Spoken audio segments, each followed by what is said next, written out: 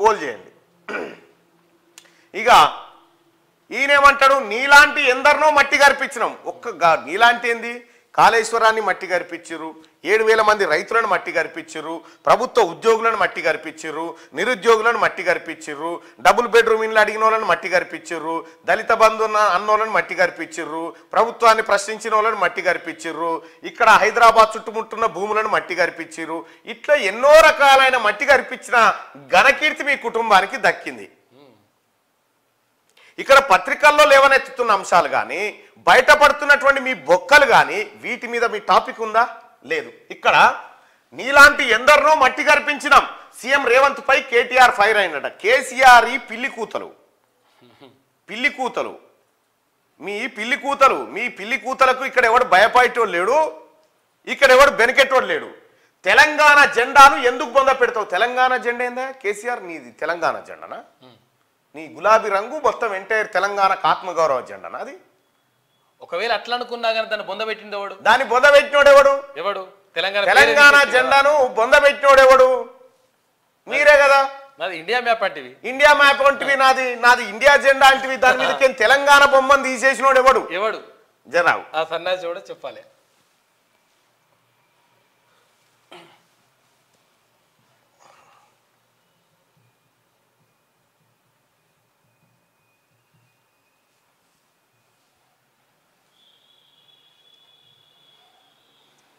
ఇగో దీని మీదకి తెలంగాణ బొమ్మ తీసేసి ఇండియా బొమ్మ పెట్టినోడు ఎవడు?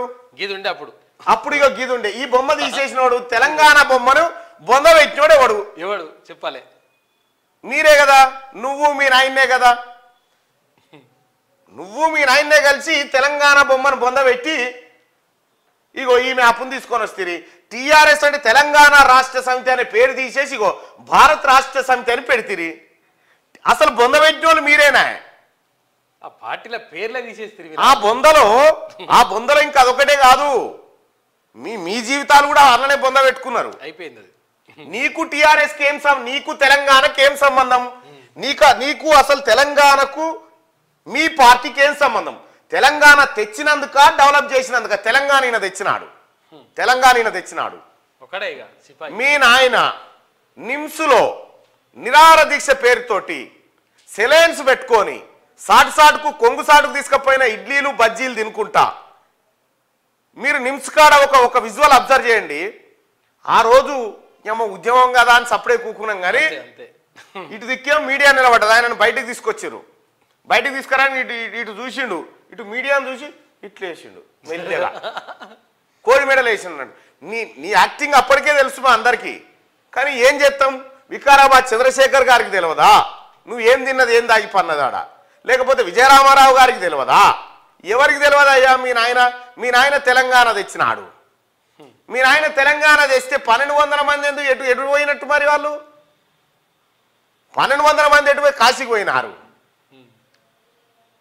మీ ఇంట్లో నీ ఒంట్లో కానీ, కేటీఆర్ ఒంట్లో కానీ, కవిత ఒంట్లో కానీ, హరీష్ రావు ఒంట్లో, సంతోష్ రావు ఒంట్లో ఇంత పెద్ద తెలంగాణ ఉద్యమంలో ఒక్క రక్తం సుక్క రాలిపడకపోయినా భూమి మీద మీరే తెచ్చినంటే. ఒకవేళ నువ్వు అంటున్నావు కదా తెలంగాణ తెచ్చినందుక అని అంటున్నావు కదా, తెలంగాణ ఎట్లొచ్చింది అనేది మీ నాయన నోటి నుంచి ఇందాం.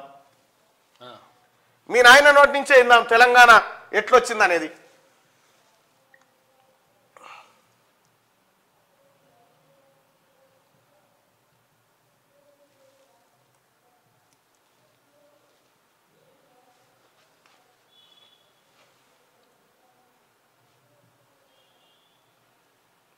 తెలంగాణ రాష్ట్రం ఎట్లొచ్చింది అనేది మీ నాయన నోటి నుంచి ఇంటే నీకే అర్థమవుతుంది. మరి ఇక ఆ పులే వచ్చి కరవాలే. ఆ దంతాలు లేని పులి ఉంది కదా, ఆ పులి వచ్చి ఇలా కొడుకును గరిస్తే ఖుద్దు కేసీఆరే చెప్పిండు కదా అసెంబ్లీలో. ఏమని? తెలంగాణ రాష్ట్రం ఆ తల్లి సోనియా గాంధీ పుణ్యాన్ని వచ్చిందయా అని చెప్పింది. మరి కొడుకేమి గిట్లా అంటాడు?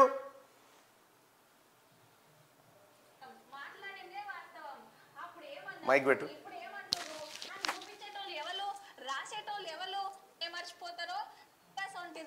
మీరు సీఎం సార్ ముందే గుర్తుపట్టి కొద్ది అసెంబ్లీనే చెప్పిండు క్లియర్ గా.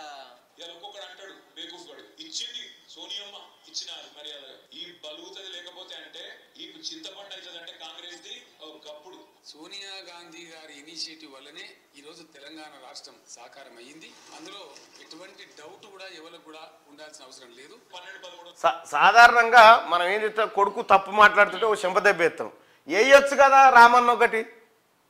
మీ నాయన్నేమో తెలంగాణ రాష్ట్రం సోనియా గాంధీ ఇనిషియేటివ్ వల్లనే వచ్చిందని కేసీఆర్ చెప్తా ఉన్నాడు. కేటీఆర్ ఏమంటా ఉన్నాడు, చీచి మా నాయనతో వచ్చింది తెలంగాణ, తెలంగాణ తెచ్చినందుకు అంటుండు.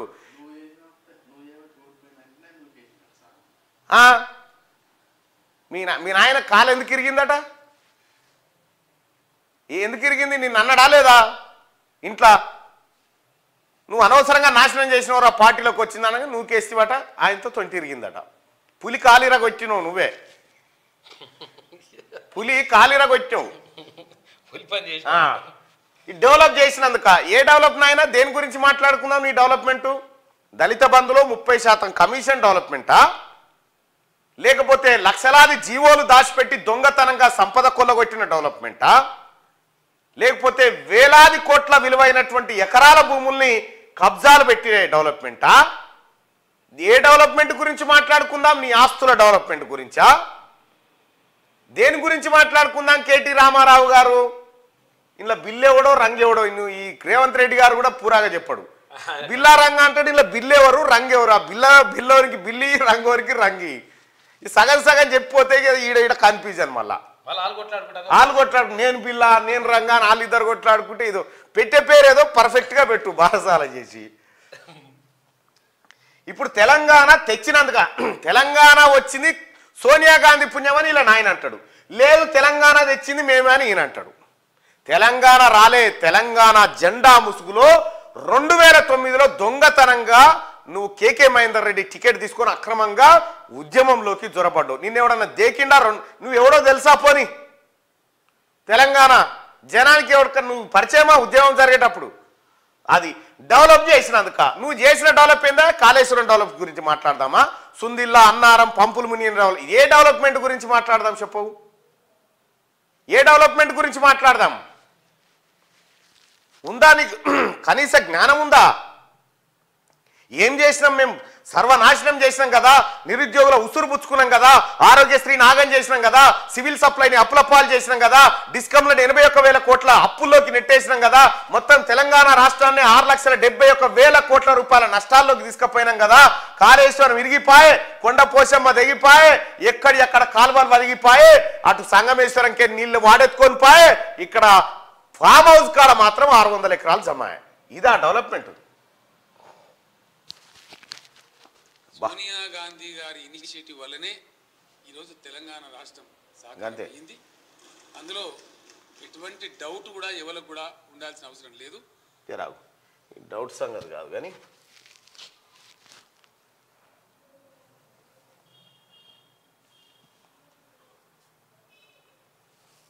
ఐఎమ్ ఆన్ రికార్డ్ అని చెప్పి ఎన్డీటీ వాళ్ళకి స్పష్టంగా కుండబద్దలు కొట్టి చెప్పిన అధ్యక్ష.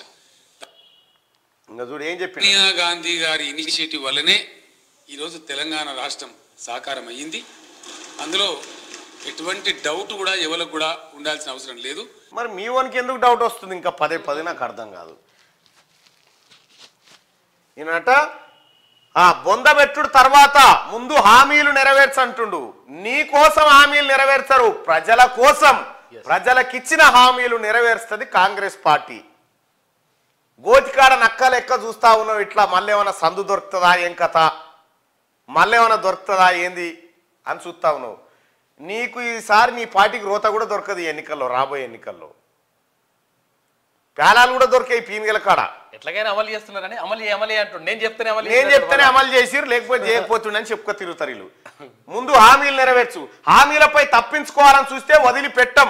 నువ్వు ఉంటే కదా ఫస్ట్ ఈడ నీ కోసం వేట కొనసాగుతుంటే గాలి మోటార్ ఎక్కి తుర్రమంటావు, వదిలిపెట్టావట. ఫస్ట్గా కరెంటు బిల్లులు కట్టొద్దు, వాటిని సోనియాకు పంపించాలి. ఫస్ట్ నీ ఫామ్ హౌస్ బిల్లులు మాకు పంపు. మీ అయ్య ఫామ్ హౌస్ లో ఎంత కరెంటు కాలుతా ఉందో ఆ బిల్లులు పంపు. ఎన్నేళ్ల నుంచి ఆ కరెంటు బిల్లు ఇక్కడ పంపు. ముఖ్యమంత్రి గారు రేవంత్ రెడ్డి గారు దయచేసి ఈ దొంగల ఫామ్ హౌస్లలో ఎంత కరెంటు కాలింది ఇప్పటిదాకా ఒక్కసారి లెక్క కావాలి సార్. ఎస్, ఎన్ని యూనిట్ల కరెంటు వాడిరు వీళ్ళు ఈ లెక్క తీరి. బీఆర్ఎస్ కు బీజేపీతో కరెంటు బిల్లులు కట్టొద్దు, వాటిని సోనియా గాంధీకి పంపాలి. కరెంటు బిల్లులే కాదు, కాంగ్రెస్ పార్టీ ఎంపీలను కూడా సోనియా గాంధీకి పంపుతారు తెలంగాణ జనం. బీఆర్ఎస్ కు బీజేపీతో పొత్తు ఉండబోదని ప్రకటన. ఇక ఇప్పటి నుంచి ఉండదా? ఇప్పటి వరకు ఉండదు, ఇప్పటి నుంచి ఉండదు అంటున్నావా? ఎట్లా అది క్లారిటీ? బీజేపీతో బీఆర్ఎస్ కు పొత్తు ఉండదు అని పదే పదే ఎందుకు చెప్తా ఉన్నావు? ఎందుకు ఆ మాట వస్తా ఉంది నీ నోటి నుంచి? అంటే మనది ఇంటర్నల్ సోపతి కదా. 54 మంది కాంగ్రెస్ కు రేవంత్ ఏక్నాథ్ షిండేలా మారతారని ఆరోపణ. ఈ కాంగ్రెస్ కి ఏక్నాథ్ షిండేలు ఎప్పుడు తయారు కాలే కానీ బీఆర్ఎస్ కు మాత్రం మీ బావ మాత్రం ఏక్నాథ్ షిండే అవుతాడు. బీఆర్ఎస్ పక్కా అవుతాడు. చూడు, మీ నాయన నువ్వు కేసి కాలిరగొచ్చావు పాప ముసలాయన. లండుకో బొండుకో అబద్ధాలు చెప్పో ఏదో ఒకటి చెప్పు నెట్టుకొచ్చింది అంతో ఇంతో. కానీ నువ్వు మీ నాయనను నూకేసి పంచాయతీకి ఇదేనట. ఏం లేదు, మొత్తం సోషల్ మీడియా అంతా చర్చ ఇదే. ఏమైందంటే ఓడిపోతే నువ్వు చేయంగానే ఓడిపోయిందిరా అని చెప్పి నన్ను తిట్టినట. నన్ను అంట ఆవురా అని చెప్పి నూకేస్తే ఆయన చుట్టుకుని పడితే తుంటి బుక్కిరిగిందట. ఇదేనట జరిగిన కథ. బీఆర్ఎస్ ప్రస్థానంలో రేవంత్ రెడ్డి లాంటి వాళ్ళని ఎంతో మందిని చూశామని ఆ పార్టీ వర్కింగ్ ప్రెసిడెంట్ కేటీఆర్ అన్నారు. చూస్తావా మరి ఎంతమందిని చేసిరో నేను చూపిస్తా చూడు. ఎంతో మందిని చూసిరట.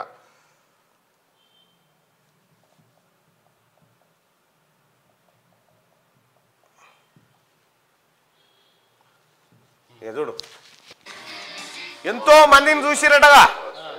బీఆర్ఎస్ పార్టీ ఎంతో మందిని చూసి గీలే వాళ్ళు.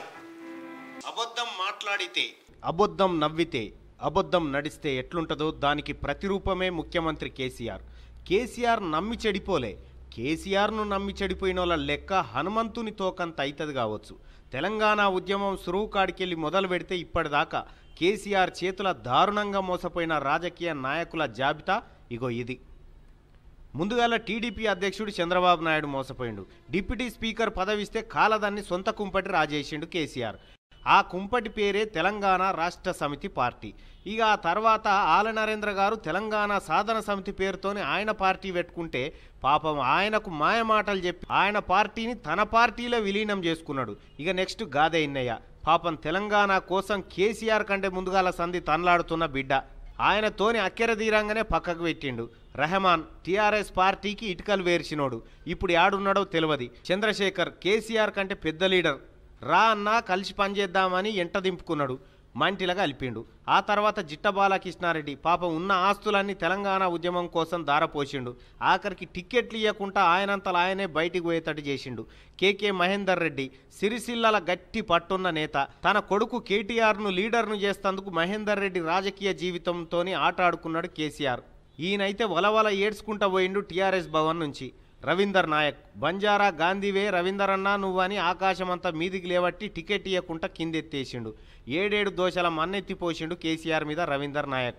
చెరుకు సుధాకర్ తెలంగాణ ఉద్యమంలో మొట్టమొదటిసారి పీడీ యాక్ట్ కింద అరెస్ట్ అయిన ఉద్యమకారుడు, డాక్టర్. ఆయనకు టికెట్ ఇవ్వకుండా ఆగం చేసిండు. కుడుదుల నగేష్ ఆలేరు ఎమ్మెల్యేగా గెలిచిన దళిత బిడ్డ. ఆయన నోట్లే మన్ను పోసిండు. విజయశాంతి చెల్లె అని తింపుకున్నాడు. చెల్లె సీట్లకెళ్ళి తనే నిలబడ్డాడు. చెల్లెను కట్టుబట్టలతోని బయటికి పంపించిండు పార్టీలకెళ్ళి. తల్లి తెలంగాణ పార్టీని విలీనం చేసుకున్నాడు. తెలంగాణ రాష్ట్రం ఇస్తే నా పార్టీని నీ పార్టీలో కలిపేస్తా అని సోనియా గాంధీని నమ్మించి మోసం చేసిండు ఇదే కేసీఆర్. అటు జయశంకర్ సార్ కలలను మోసం చేసిండు. తన ఇంటిని ఆఫీస్కి ఇచ్చిన కొండా లక్ష్మణ్ బాపూజీని కూడా పట్టవగటిలే మోసం చేసిండు కేసీఆర్. కేశవరావు జాదవ్ను శంకరగిరి మాన్యాలు పట్టించిండు. ముఖ్యమంత్రి సీటు దగ్గరకు వస్తుందని తెలుసుకొని కోదండరామరెడ్డిని దూరం చేసిండు. తెలంగాణ రాష్ట్రంలో దళిత ఉప ముఖ్యమంత్రి అని మురిసిన తాటికొండ రాజయ్యను అవమానించి క్యాబినెట్లకేం తీసేసిండు. తెలంగాణ ఉద్యమం కోసం మావోయిస్టు పార్టీ నిడిచిపెట్టి వచ్చిన సాంబశివుడు, కోనాపూర్ రాముల కుటుంబాలను నిట్ట నిలువున ముంచిండు. కడియం శ్రీహరి ఆయన ఉనికే లేకుండా చేసిండు. నాయన్ నరసింహారెడ్డికి తెడ్డు చూపెట్టిండు. వెంకటస్వామి కొడుకు వివేకును నమ్మించి రాజకీయ గొంతు కోసిండు. రామునికి హనుమంతుని లెక్క కేసీఆర్కు నేనని తిరిగిన రాముల నాయకును పార్టీలకేం సస్పెండ్ చేసిండు. పాపం శ్రీకాంతాచారి తల్లి శంకరమ్మకు టికెట్ ఇవ్వకుండా ఆగం చేసిండు. కొండా మురళి దంపతులను కూడా ఆగమాగమే చేసిండు. సోయం బాబురావు టికెట్ వేరేటోళ్ళకు అమ్ముకొని అట్లాగం చేసిండు. చెరుకు ముత్యం రెడ్డికి 7 సేర్ల నీళ్లు దాపిండు. ఎం సుదర్శన్ పత్తకే లేడు. మాజీ ఎమ్మెల్యే సంతోష్ రెడ్డి పని ఖతం చేసిండు. మాజీ ఎంపీ నారాయణ రెడ్డి దుఃఖనం బంద్ చేసిండు. భారత్ వాగ్మారే అనేట ఆయనను ఆగం చేసిండు. మందాడి సత్యనారాయణ రెడ్డి పత్తకేలేడు.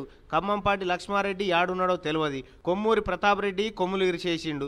బండారు శారారాని బతుకుదెరువు తెరులు చేసిండు. అచ్చ విద్యాసాగర్ ఆస్తులన్నీ అమ్ముకున్నాడు దొరవారు జయంగా. గుడిమల్ల రవికుమార్ చింతసామిలకు చింతన తప్ప మిగిలింది ఏమి లేదు. మొలుగూరి భిక్షపతి ముఖమే బంగారమైంది.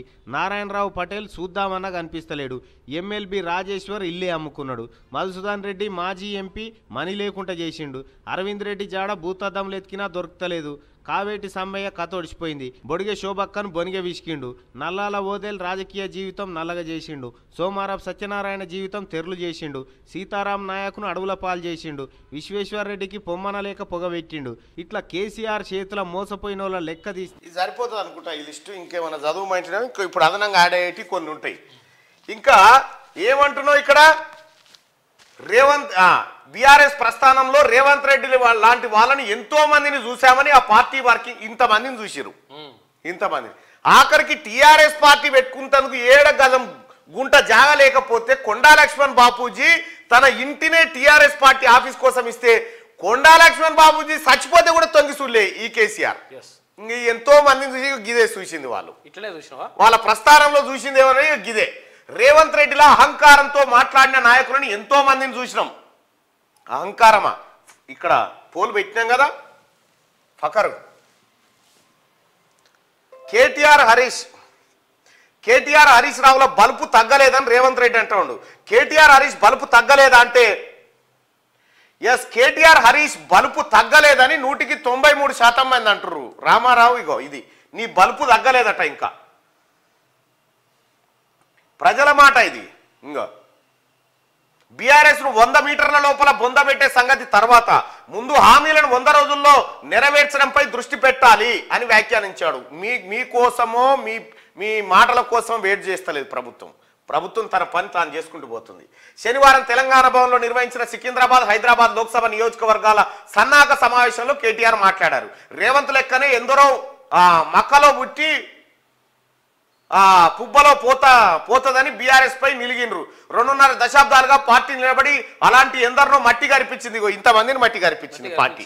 ఇప్పుడు చదివితిరుగా లెక్క. ఇంతమందిని మట్టి గరిపించారు. ఏ మాత్రం సిగ్గు శరం లేకుండా కనీసం చీమునెత్తరని ఉండాలి. పార్టీ కోసం పనిచేసిన వాళ్ళు ఎటుపోయిరు, ఏమైపోయారు, అంత దొంగలకు లంగలకు లఫంగలకు వాళ్ళతో సోపతి. అహంకారం ఎవరికి ఉండే? మీకు ఎవరన్నా కలిసిరా? ఎవరన్నా కలిసిరా? కలిసినా? నువ్వు కలిసినావా?